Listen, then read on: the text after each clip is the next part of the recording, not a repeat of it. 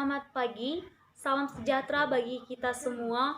Yang terhormat Bapak Ibu dosen Fakultas Bahasa dan Seni, hadirin yang berbahagia serta rekan mahasiswa.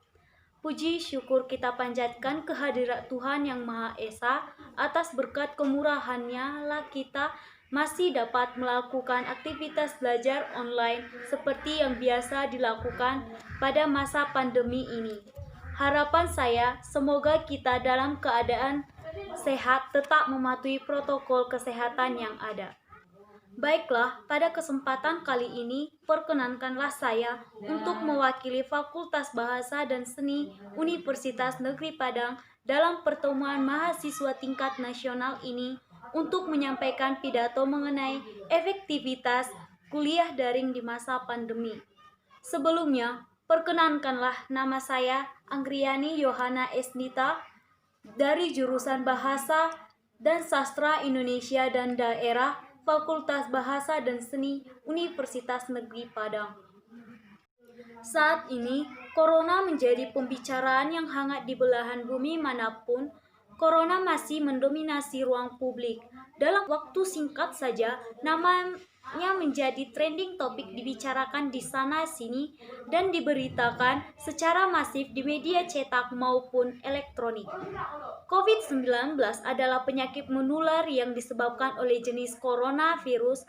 Virus ini menyerang siapa saja, mulai dari bayi, anak-anak, remaja hingga dewasa.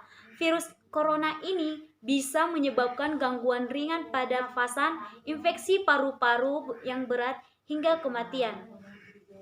Hal tersebut membuat beberapa negara menetapkan kebijakan untuk memberlakukan lockdown dalam rangka pencegahan penyebaran virus corona. Di Indonesia sendiri diberlakukan kebijakan pembatasan sosial berskala besar atau PSBB untuk menekan penyebaran virus ini. Karena Indonesia sedang melakukan PSBB, maka semua kegiatan yang dilakukan di luar rumah harus dihentikan sampai pandemi ini mereda. Beberapa pemerintah daerah mengumumkan kebijakan untuk meliburkan para pelajar baik siswa maupun mahasiswa. Dari mulai menerapkan metode belajar dengan sistem daring atau online, para pengajar harus memastikan kegiatan belajar mengajar tetap berjalan meskipun siswa berada di rumah. Solusinya, tenaga pengajar dituntut dapat mendesain media pembelajaran sebagai inovasi dengan memanfaatkan media daring atau online.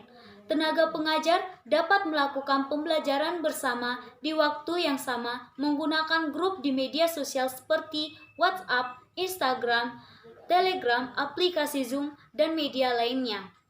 Sebagai media pembelajaran, semua sektor merasakan dampak corona, salah satunya dunia pendidikan. Dilihat dari kegiatan belajar mahasiswa melalui daring ini, minat belajar siswa rentan berkurang karena tidak adanya pengawasan secara langsung dari dosen terhadap mahasiswa. Semenjak berlangsungnya masa pandemi ini, tidak heran jika banyak siswa ataupun mahasiswa yang mengeluh akibat pembelajaran sistem daring yang diterapkan.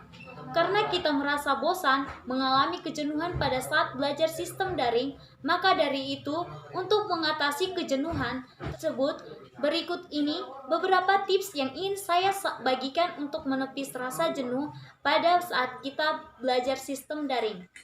Adapun tips yang bisa dilakukan untuk mengatasi kejenuhan tersebut dalam belajar daring, yang pertama itu mengatur waktu sebaik mungkin.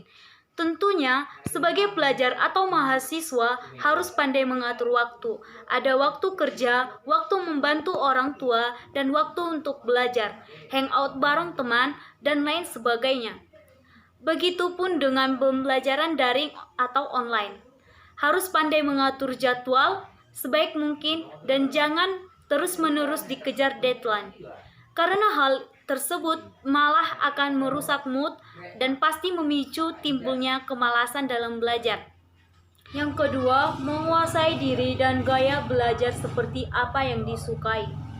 Menguasai diri dan gaya belajar seperti apa juga harus ditentukan karena hal itu akan sangat membantu. Apakah kita harus belajar di tempat keramaian atau di tempat yang sepi agar lebih menambah kefokusan kita saat belajar daring. Yang ketiga, menyiapkan alat-alat yang menunjang pembelajaran sistem daring. Untuk pembelajaran daring sudah pasti membutuhkan kuota internet dan jaringan internet yang cepat agar bisa mengakses aplikasi pembelajaran Indonesia. Apabila saat pembelajaran yang berlangsung membahas tentang materi dan hitung-hitungan, tentu saja kita harus menyiapkan alat tulis pada saat pembelajaran daring. Yang keempat, tidak perlu memikirkan beratnya atau sulitnya belajar sistem daring. Hal ini merupakan suatu problem bagi para siswa dan juga mahasiswa. Mereka akan berpikir bahwasannya akan mengalami kesulitan selama mengikuti pembelajaran sistem daring.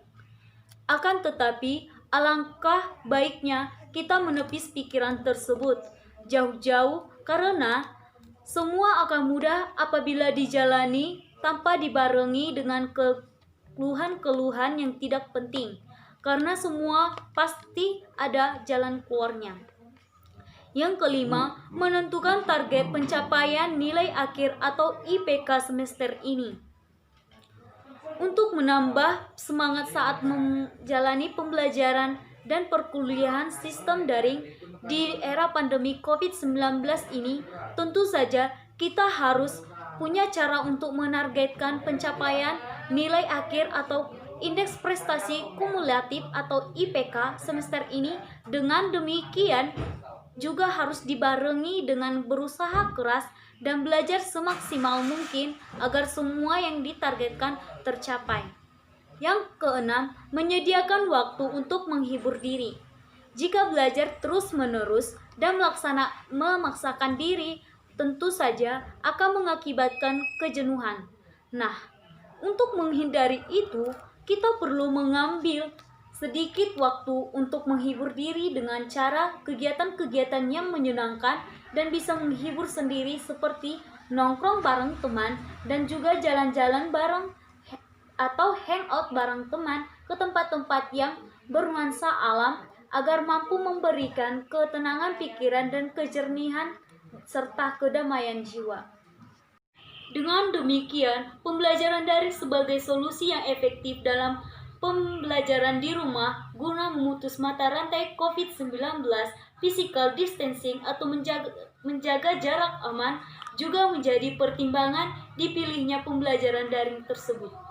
Kerjasama yang baik antara dosen, mahasiswa, orang tua, dan pihak universitas menjadi faktor penentu agar pembelajaran dalam kuliah daring lebih efektif lagi. Semoga tips yang saya sampaikan dapat menepis rasa kejenuhan kita dalam kuliah daring. Harapan kita semua, semoga pandemi COVID-19 ini cepat berlalu seiring dengan new normal yang telah diberlakukan oleh pemerintah, sehingga proses pembelajaran bisa terlaksana seperti semula dengan kehadiran dosen dan mahasiswa yang saling berinteraksi langsung. Sekian dari saya, tetap semangat kuliah daringnya. Jikalau ada tutur kata saya yang salah, saya mohon maaf dan terima kasih.